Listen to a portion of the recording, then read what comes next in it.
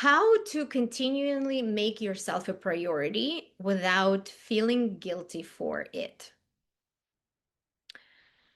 So I'm assuming you're talking about making yourself a priority in your own life and not making a priority for him, because we cannot make anybody to do anything or to change their behaviors. So if in this question, a woman really means how to start prioritizing her own life, then my answer would be taking distance from a relationship. Stop being available to your partner.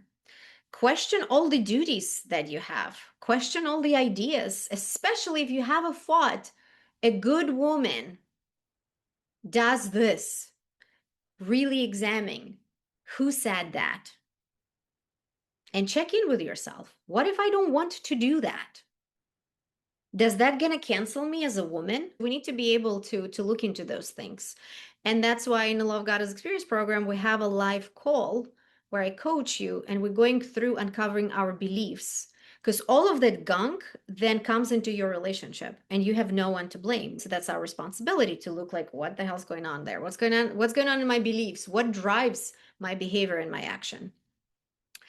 The feminine throne method teaches you exactly that. The feminine throne method, it's all about how to understand that you are your number one priority without feeling guilty and following what actually feels good and taking time to learn and understand, who am I as a woman?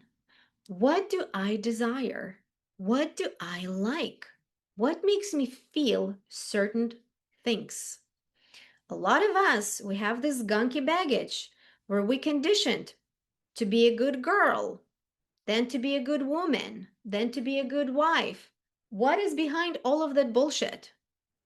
You do things for others, and then you're gonna get prize. They're gonna tell you, you are so nice, and nothing else.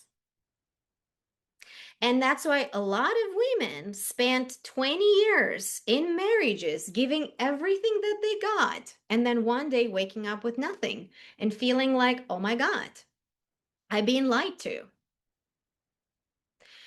It's not about who's right, who's wrong. It's not about pointing fingers. It's on us today to educate ourselves and understand that knowing who you are is your responsibility, but it also makes you incredibly, don't want to say the word valuable, but it's like it makes you more visible to other people, more interesting, more magnetic, more irresistible, more unique.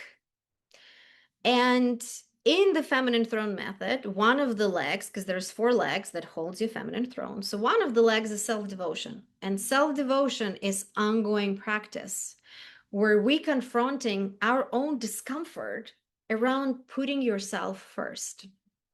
And the guilt emotion that this woman is asking in her question, who seeded that in us? A child, when follows its own desires, doesn't feel guilty for doing that. But then we're being told by adults that no, no, no, that's not good. And then we're being rewarded for being nice and agreeable and doing things for others and then getting validation. The moment you see that this is like a matrix, it's like, okay, why am I continue playing? Why am I continue doing this? And I work with hundreds, probably thousands at this point of women. Everybody wants to be a queen.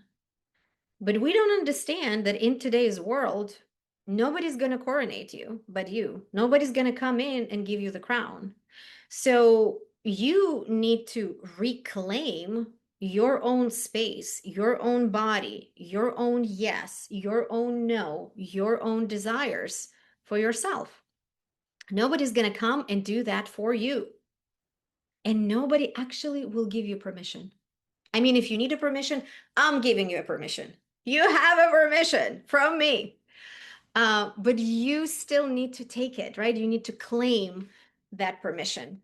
So would highly recommend either getting the Feminine Throne Method on its own or joining the Love Goddess Experience program, because it really helps you to get rid of guilt and see so many false beliefs that were running your life, and they all gonna just fall like a, what is it? Like a house of cards.